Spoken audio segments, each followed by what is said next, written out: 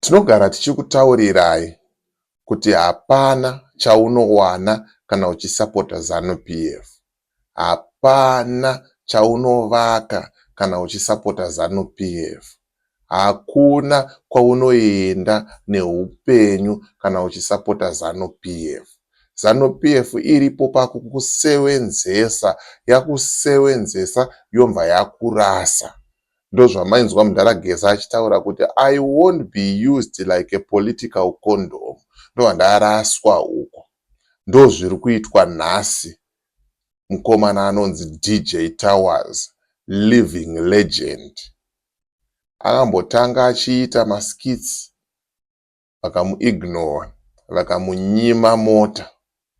But zvino izvi dzakutoita kunge dzatamba nepwere, dzikaresva kudzorera. Zvinhu zvamuomera Towers. Asvika pakuda kutengesa mota, motikari yake itoripo yakaiswa kunzi yakutengeswa. Asvika pakuzongonyora kuti ndiri kutambura vakomana vanoda kundibatsirawo. Zvakaoma. But patiri tichikuudzai kuti siyanai nayo ZANU-PF iyi. Haina kwainokusvitsai, chainogona kukushandisai. Nezverarombe remusangano. Mamwe mahure 4ED akazviona kuti tiri kushandiswa apa. Akambati regai tisiyane nazvo. Vakambva vaita sei? Vakambva vazvisiya zvakadaro. Mawana. Ndonyaya ndiri kufamba nayo zvamanje manje.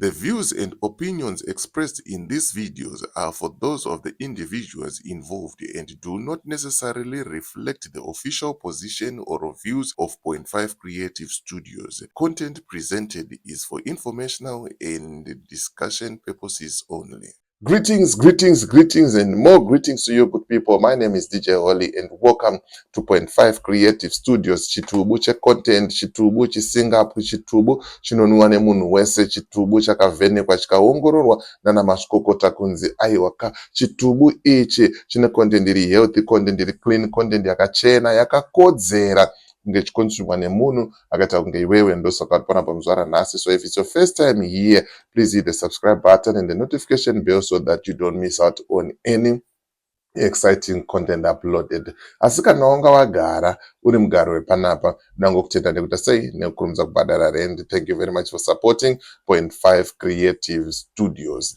Right, ndisandapinda munyaya ya DJ Towers.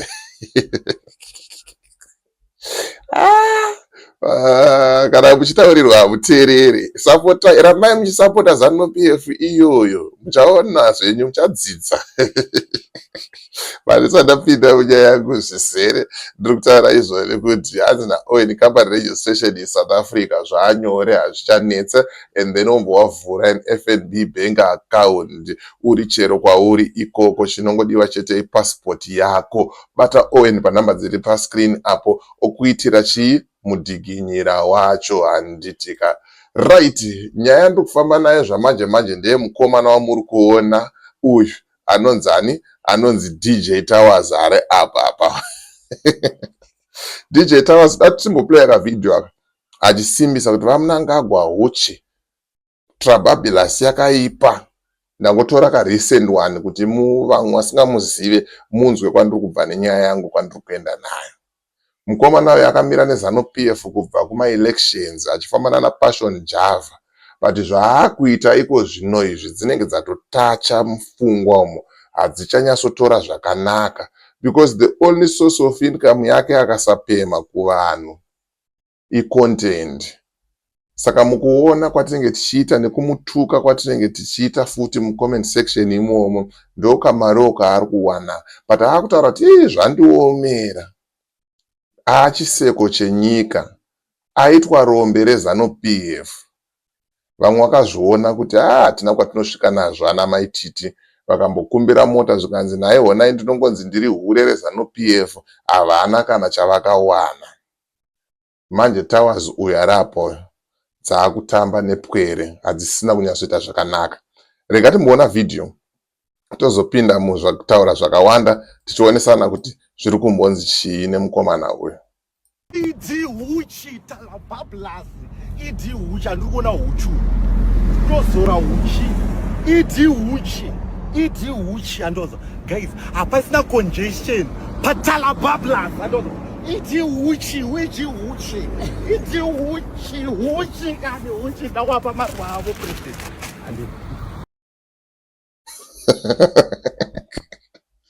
Handizoziva hangu kuti iboyfriend yomwe munhu here kana kuti baba yomwe munhu kana kuti mwana womwe munhu, handizoziva hangu, handisataura zvakawanda, but pfungwa chaidzo hadzisi kunyatsotora mushe dzemukomana anonzi DJ Towers uyu.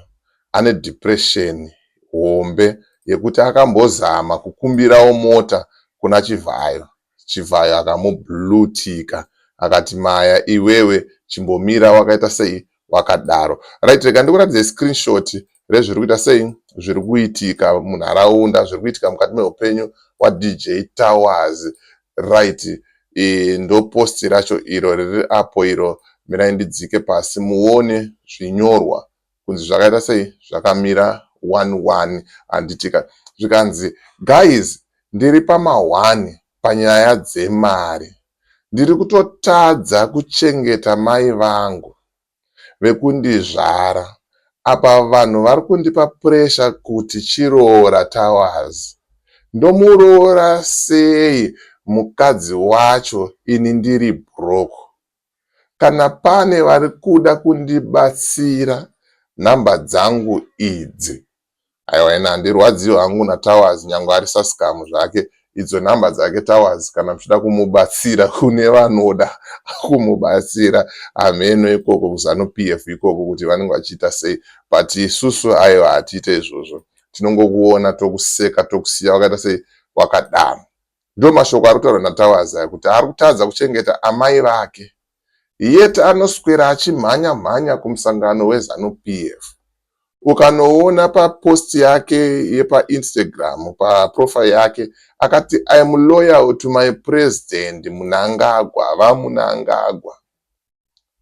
But ari loyal kudaro, iwo havasi loyal kwaari kuti vamubatsirewo, aitirwo something. Ane mapicture nevana vapresident, but haana kana chaanacho. Ndopaunozoona pepe kuti kokutamba kwacho kana kuchidaro, muchitadzawo kungomutsawo wekwenyu, kungomusumudzawo kuti awanewo at least something. Meno kuti zvinozopera mushere kana zvichita se zvichidaro handitika. And then mirai ndikuratidzei akutosvika pakutengesa mota. Ameno pamwe anogona kupiwa imwe naSewicknell iyo yaupdate 22 hours ago. Iyo ndo mota yake Towers iyo yaakutengesa kune vari kudawo mota. Munogona kungomubata panhamba dziri pascreen idzo, moita sei mobatsirikana, obatsirikanawo. But zvamanje mukomana oitwa chiseko chenyika. Rombe reZANU-PF DJ Towers zvakavaomera, hazvina kuvamirira zvakanaka. Message maiona iyo. Ndaisvitsa, although ndaisvitsa zvangu mukuseka nemukumushora, anofanira kudzidza kushanda. Ngaamuke makuseni mukomana achishanda, oenda kubasa. But mabasa hakuna manje. Ndo zvavanofanira kunotaura kumusangano dzavo dzeZANU-PF izvozvo, kuti takuwara nekushaya mabasa nekugara mugeto. Saka isusu tiri kungoti chii? Chocho.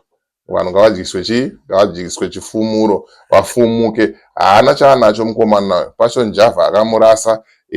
Ana Pastor Ed Branson, anani vese vaitamba navo vaive nemari, havasisina kana, havachatombomude nekuti akafumuka, akadyiswa chifumuro.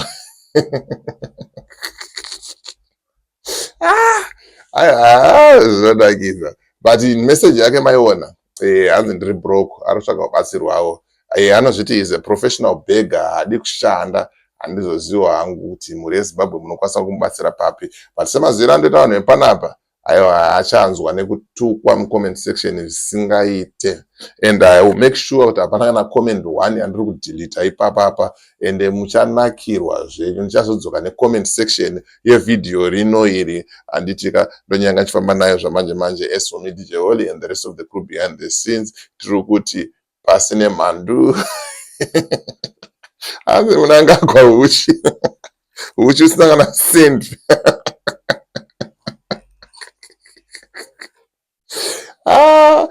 but yo chidhafu dunda chivhayo usadariwo dai wambopota wazimota ombiso kunyadziswa because haatanzwa nekumuseka mumasiso